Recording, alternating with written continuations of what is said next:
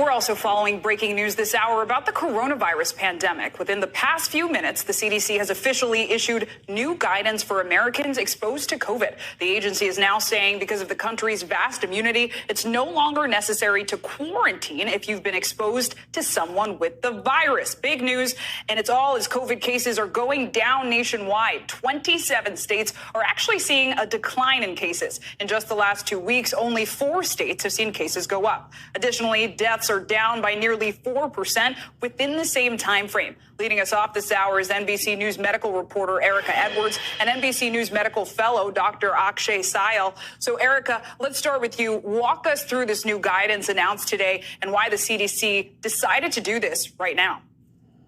Hey, good afternoon. So the answer to the question of why now is the easiest, and that is the vast majority of Americans, 95% of us, now have some level of immunity to COVID-19, whether it's through vaccination or prior infection or both. Now, the biggest takeaway, as you mentioned, has to do with what to do after an exposure to COVID-19. Let's take a look at some of the details. CDC no longer recommends quarantining after an exposure unless you're in a high-risk congregate setting, like a jail, nursing home, or homeless shelter. Schools, however, are not such a high-risk place, and therefore, kids no longer have to quarantine, meaning they can stay in school. Now, if you do have an exposure, instead of quarantining, the CDC now says simply wear a mask for 10 days and test yourself on day 5 after that exposure. Sinclair?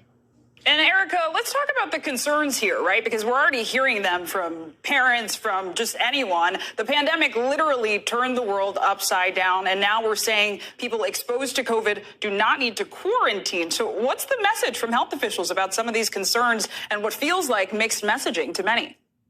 Yeah, that's a good point. So the shift in messaging really has to do with a change in strategy, if you will, moving away from preventing all cases to preventing the most severe outcomes, the most severe illness when it comes to COVID-19. And health officials say that it's reasonable at this stage in the game to get back to normal, to accept some kind of risk. This is a lot like how we handle the flu every year. Minimize your risk, but only shut down schools in case of a severe outbreak. Sinclair? And important news is we're on the cusp of the new school year. So, Erica Edwards, thank you for breaking that down. Now, let's bring in NBC News medical fellow Akshay Syal. Thank you so much, doctor, for being here. So what do you make of the CDC's new announcement? Well, so as Erica said, I think this guidance is very timely. We're heading into the new school year, and as we've learned, 95% of the population has some sort of immunity, whether that's acquired naturally, whether that's vaccination. There is that protection against severe disease. So I think this is really the CDC saying or recognizing the importance of getting kids back in the classroom and keeping them there. We've seen that kids don't learn as well when they're remotely. They don't interact with their friends. They don't go to basketball practice, whatever it is. I think it's the CDC really stressing the importance of that. And, during this pandemic, we've also seen waves and surges. Are you concerned with this new guidance, especially as we're coming up on the fall and the winter?